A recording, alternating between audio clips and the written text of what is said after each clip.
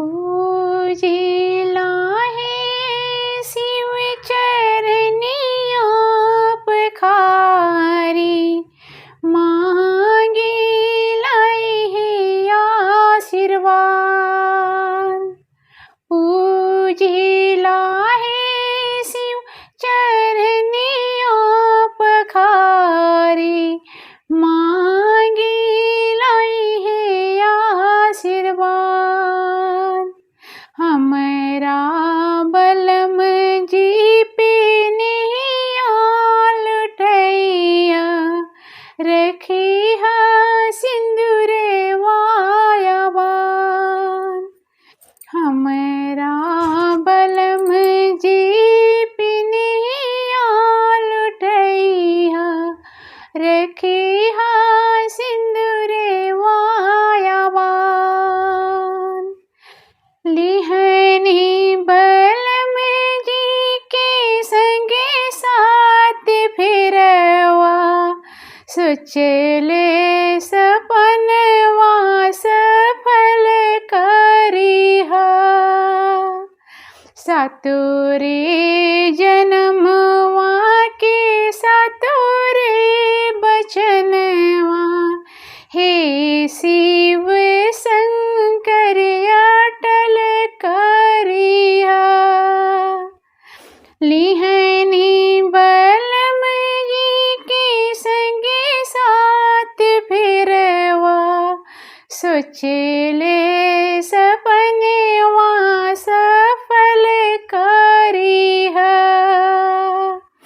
सातोरे जनमवा के सातोरे बचनवा, हे शिव शंकर अटल करिहा। उमरे गुजारे करी तीजे के बरतिया, रखी है बाबाइया।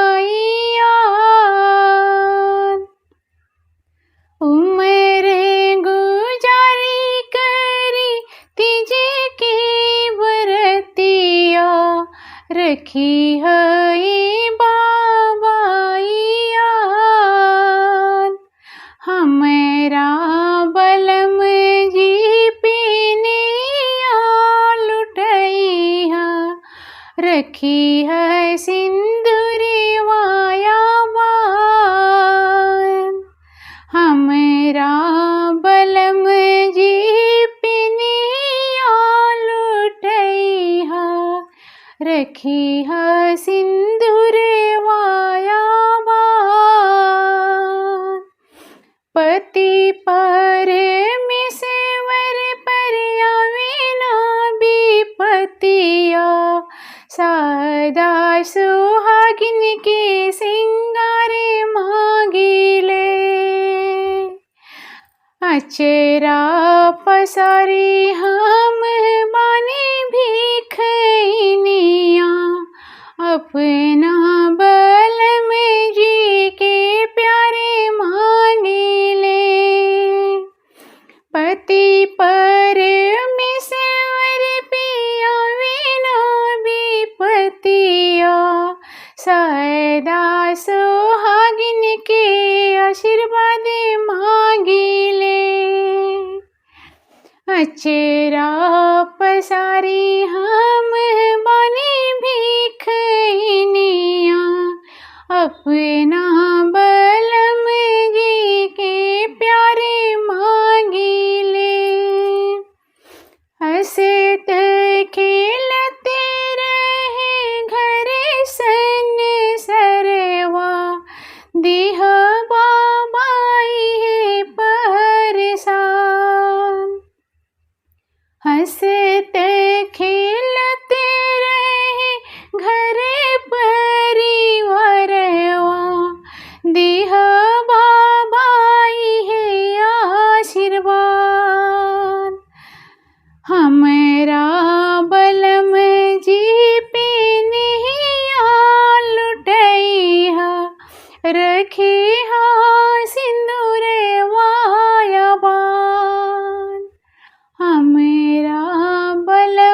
जी पीने लुठैया रखी है सिंदूरे वहायावा। थैंक यू दोस्तों, आप लोगों को यह भजन कैसा लगा? अगर भजन पसंद आए तो हमारे वीडियो को शेयर कीजिए, लाइक कीजिए, चैनल को सब्सक्राइब कीजिए। प्लीज़ आप लोग अपना सपोर्ट ज़रूर दीजिए। आप लोग का प्यार आशीर्वाद से ही हम आगे बढ़ेंगे, तो प्लीज़ प्लीज़ आप लोग हमें सपोर्ट दीजिए।